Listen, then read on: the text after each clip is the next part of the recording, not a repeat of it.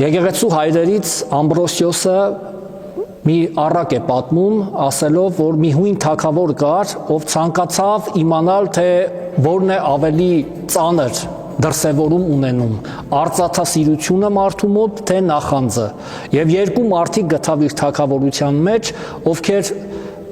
այդ արատներով ամենալավագույն եւ ամենաբարձր որակներով ճակերտավոր արտահայտվել էին։ Եվ երկուսին հրավիրելով իր մոտ, կանչելով իր մոտ, ասաց. երկուսիդ ցանկացած պահանջ պիտի կատարեմ։ Առաջին ինչ որ խնդրեց, երկրորդինը կրկնակի պիտի տամ։ Նախանձը երկար մտածելուց հետո ասաց. ես խնդրում եմ Տեր արքա, որպեսզի քո դահիճը իմ մեկ աչքը հանի։ Թագավորը զարմացավ, ինչպիսի տարօրինակ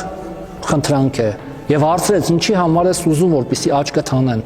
Ասաց, որովհետեւ կրկնակի պիտի արվի իմ